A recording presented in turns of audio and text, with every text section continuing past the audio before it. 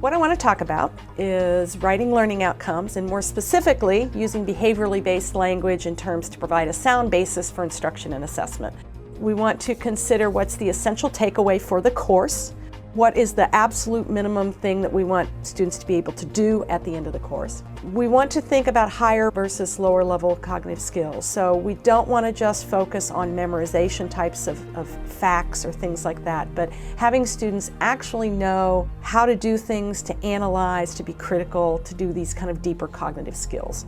We want to focus on observable skills and behavior. We can say that people should know something, but how are they going to be able to demonstrate that? The other great thing we want to consider is to communicate clear expectations to the students so that they know what's expected of them. And then finally, we want these things to be capable of being assessed. In other words, they have to be measurable. Here's Bloom's taxonomy that kind of looks at higher versus lower order thinking skills. At the lower level is just pure knowledge or remembering. We go up to comprehension and understanding. And at the highest levels, we have things like analysis, synthesis, and evaluation, actually creating things.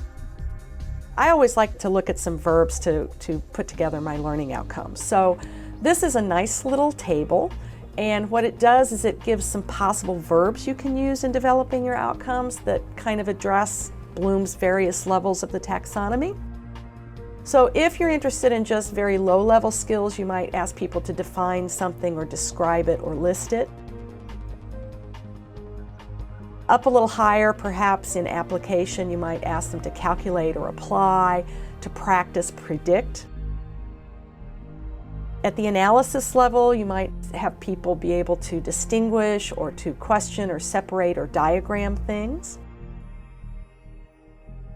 At the synthesis level, we might ask students to formulate something, to organize, to plan, prepare, design.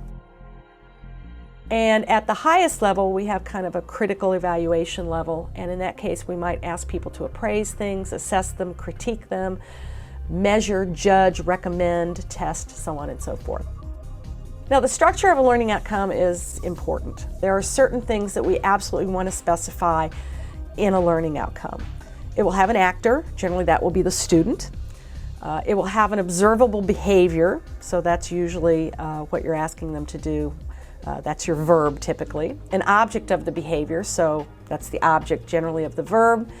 You also need a criterion level. You don't want people to just do something any old way. You want them to do it well. And so what are the criteria by which we're going to judge them? And then finally, what conditions under which the behavior shall occur.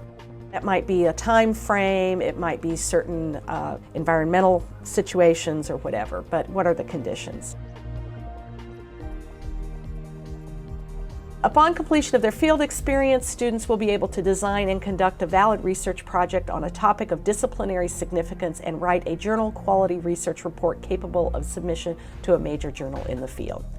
Here I'd like you to just take a look at this and kind of parse it out. Are all of the things there? Use the various components of a well-written learning outcome and see if you can determine which of those are represented in this particular learning outcome and highlight them.